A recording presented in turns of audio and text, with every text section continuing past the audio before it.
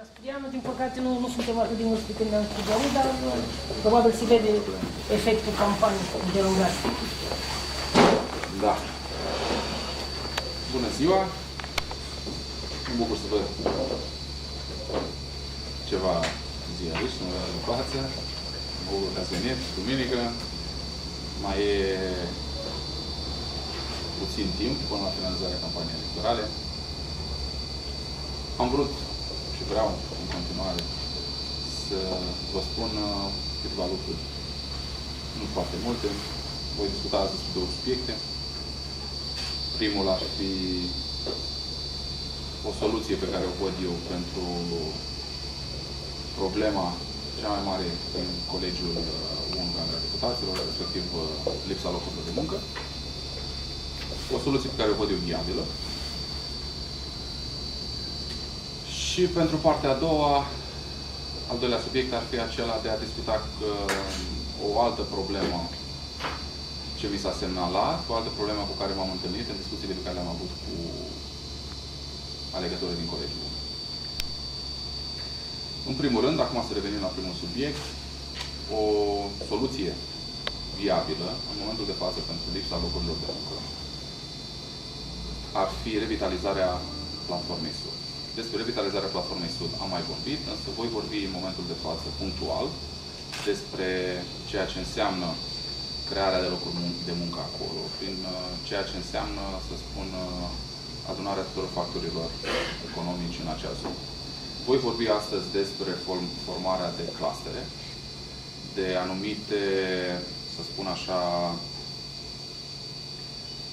aglomerări economice într-o anumită zonă geografică, cum o avem noi în momentul de față zona industrială sud, aglomerări economice în cadrul cărora regăsim autoritățile locale, regăsim producători, societăți comerciale, regăsim catalizatori, regăsim bănci, regăsim fonduri de investiții și regăsim institute de cercetare, dezvoltare și inovare, respectiv universități.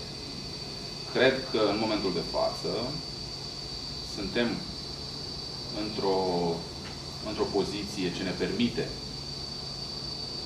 ducerea la îndeplinirea acestui proiect.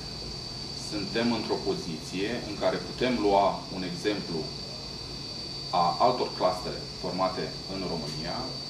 Sunt clustere foarte performante în zona Târgu Mureș, sunt clustere foarte performante. Un de exemplu pe care vreau eu să-l prezint astăzi este exemplul unui cluster pe industria textilă în zona Săvinești, Piatra Neamț, zona Săvinești, Piatra Neamț, un cluster care adună mai mulți producători de produse textile din zona Bacăului și Piatra Neamț. Această zonă, din acest punct de vedere, are un impact foarte, foarte puternic economic, pentru că creează foarte multe locuri de muncă și pentru că tot ceea ce se produce acolo, se produce sub un singur brand. Există mai multe fabrici care produc anumite, să spun, produse necesare și produse care merg pe piața de desfacere națională și internațională sub un singur brand acolo. Sunt mai multe, 2, 3, 5, 7 fabrici, să spun. În acest cluster găsim inclusiv inovare, găsim design, găsim producție, găsim desfacere. Pot deosebi acest lucru de, să spun, vechile metode de loan, dacă e să mă refer în ceea ce privește industria textilelor, unde investitorii vin cu materialul, vin cu designul, vin cu distribuția, însă noi, în această zonă, venim doar cu mâna de lucru ieftin. Ceea ce vrem noi să facem este să putem aduce un plus, să putem aduce, să lăsăm deoparte, să spun, loan-ul și să putem aduce și partea de design, și partea de producție, și partea de desfacere, toate într-o singură zonă, pentru că putem câștiga din fiecare. Nu este suficient să facem fabrici de loan, este suficient ca sub un brand al nostru, că vorbim de produse textile, că vorbim de produse chimice, că vorbim de produse, să spun, de papeterie, sub un singur brand, să putem coagula mai mulți factori pentru ca acel brand să-l putem promova la nivel național și la nivel european. Este o condiție esențială, consider eu, pentru a putea fi competitiv la nivel european. Este o condiție cu care cei de la Uniunea Europeană, încă din anul 2006, au venit în ajutorul nostru, au propus aceste clustere ca modalitate de dezvoltare economică. Încă din 2006 există fonduri europene care vin în ajutorul acestor agenții economici. Ori, din acest punct de vedere, dacă analizăm țările din Uniunea Europeană, Franța, Germania, Italia, Spania și așa mai departe, sunt foarte, foarte, foarte multe zone de cluster arondate anumitor orașe. De ce avem nevoie de clustere și cum le putem duce la îndeplinire și cum putem aduce toți factorii decizionali în această zonă a Bacăului și care este rolul parlamentarului în a face ca acest proiect pe care eu îl propun și care cred că este viabil, care este rolul parlamentarului. Parlamentarul, eu cred că poate coagula toți factorii de decizie, parlamentarul poate face lobby, parlamentarul poate, din acest punct de vedere, să aducă investitori pentru anumite zone economice, pentru anumite, să spun, ramuri economice. O văd ca o soluție foarte bună, o văd ca o soluție pragmatică, o văd ca o soluție pe care nu multă lume, în momentul de față, discută despre ea, însă este o soluție ce este agreată și ce este susținută la nivel european. Este o soluție pe care o putem face, este o soluție pe care o putem îndeplini datorită acestei forțe de muncă pe care o avem în Colegiul 1 aici, în partea de sud a orașului, forță de muncă care este calificată și care este ieftină. Și este specializată pe anumite domenii în care s-a lucrat timp de 20-30 de ani de zile. Avem oameni pregătiți pentru așa ceva, oameni dornici să muncească, oameni care nu-și pot găsi loc de muncă în altă parte, pentru că am devenit un oraș al consumului, al hipermarketurilor și mai puțin un oraș al industriei, un oraș al producătorilor. Cu punctul 1, prima temă de discuție, eu cred că am terminat, am spus ce am avut de spus. Ar mai fi un alt lucru pe care ar vrea să-l discut. Mi s-a semnalat, într-adevăr, din nou, fiecare zi când mă întâlnesc cu cetățenii au, printre problemele cu care se confruntă ei, și o anumită dilemă. Nu știu cu cine să voteze. Nu știu cine este candidatul USL-ului, nu știu cine este candidatul ARD-ului, nu știu cine este candidatul PER-ului și așa mai departe. Intru în discuții cu ei, mă prezint, însă una din problemele care mi se semnalează este aceea a lipsei dezbaterilor electorale la nivel media, pentru ca fiecare cetățean să poată să-și aleagă, să poată avea o anumită cunoștință despre proiectele cu care fiecare dintre candidați vine, proiecte care eu cred că ar trebui să rezolve anumite probleme ale Colegiului 1, a oamenilor din Colegiul 1. Ori lipsa acestor dezbateri o consider și eu o problemă. Poate unii dintre noi, și nu mă refer aici numai la candidatul USL-ului, mă refer și la candidatul PPDD-ului, mă refer și la candidatul PER-ului, mă refer la toți contracandidații noștri, ar trebui să avem anumite discuții pe teme foarte bine stabilite, pe teme cu care mass media, să spun, să ne investească, dar pe teme care țin de problemele Colegiului. Am să vă mai spun un singur lucru. S-a finalizat un sondaj de opinie. Este un sondaj de opinie la care am participat. Este un sondaj de opinie făcut nu de către anumite firme ce poate au anumite, să spun, poate fi o anumită apartenență politică, să spun, dar simpatii. Da? Nu s-a făcut nici cu CSOP-ul, nu s-a făcut nici cu IRES-ul, s-a făcut cu altă firmă. Am făcut eu un sondaj pe un eșantion de 1500 de oameni în Colegiul 1, Camera Deputaților, 1500 de oameni, și am observat cu, să spun, bucurie că băcăoanii gândesc, că băcăoanii aleg în cunoștință de cauză. Am să vă spun doar 2%. În momentul de față, candidatul USL-ului este la 40% din opțiunea de vot. Candidatul ARD-ului este la 30% din opțiunea de vot. Ori ceea ce am văzut din acest studiu sociologic, este că oamenii au conștientizat pericolul de a avea un parlamentar care nu este din acest grup. Au conștientizat faptul că acum 4 ani de zile au făcut o anumită greșeală, o greșeală pe care noi o asumăm cu toții. Am trimis în Parlament un om care nu este la locului, un parlamentar care nu ne-a mai vizitat, un parlamentar cu care nu s-a găsit niciun fel de canal de comunicare. Ori, cred că, din acest punct de vedere, lumea, cetățenii au ales și vor alege în cunoștință de cauză. Este pentru mine un motiv de bucurie, datorită faptului că văd că votul politic poate fi schimbat, văd că votul politic are un anumit rol, însă nu este un rol hotărător. Văd că oamenii au învățat în acești 4 ani de zile că votăm uninominal, că nu votăm partide politice și că votăm în mai mare măsură fiecare candidat. Cam asta am avut eu să vă spun în această scurtă conferință de presă. Vă mulțumesc că ați venit.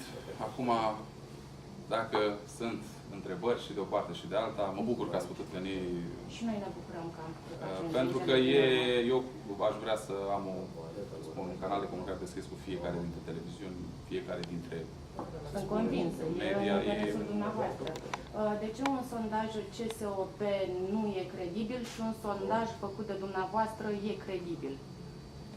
Pentru publicul eu un larg. sondaj nu pot să vă spun Adică mai mult. alea făcute de CSOP ar fi părtinitoare. Nu am vrut să mă asociez. Unul făcut de dumneavoastră n-ar fi. Nu am vrut să mă asociez cu nicio firmă de sondaje la nivel macro, să spun așa. În primul rând, datorită faptului că inclusiv CSOP-ul sau celelalte firme care fac sondaje fac pe un eșantion de populație mult mai mic, undeva la 300, 350, spre 400 de oameni pe fiecare colegiu.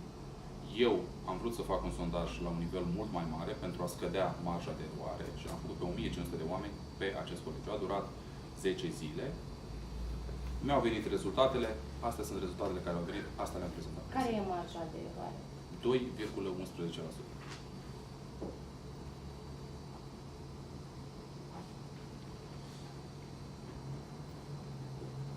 Am încercat să fac acest sondaj cât mai deschis, fără absolut niciun fel de, să spun, influență politică.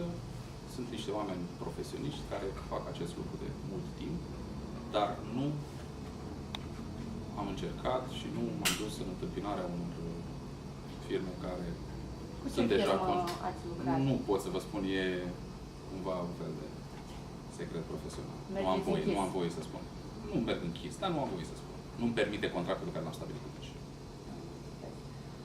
Sunteți avocat, aveți o carieră de succes, după cum văd în clientul pe care l-am găsit aici și l-am găsit și acasă la mine pe Preș. Vreau să ne spuneți câte ceva despre cariera dumneavoastră de succes. Pentru că e relativ carieră de succes. Eu cariera pe care am început acum 7 ani de zile. Sunt avocat în Baroul Bacău din 2005. Am lucrat în această perioadă din 2006, să spun, până în 2009, cu un număr de fonduri de investiții europene. Am lucrat foarte mult pe consultanță economică.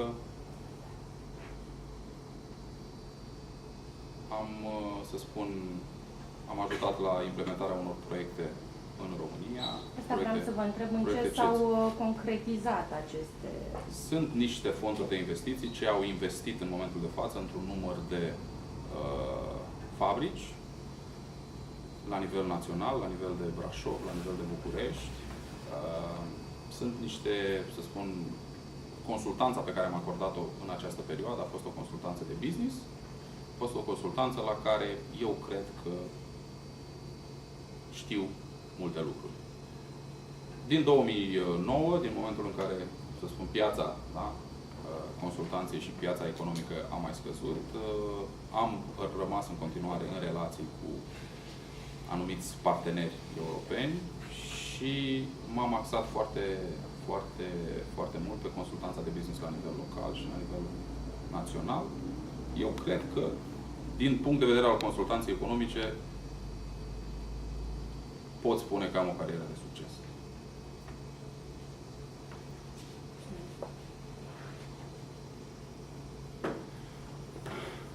Bun.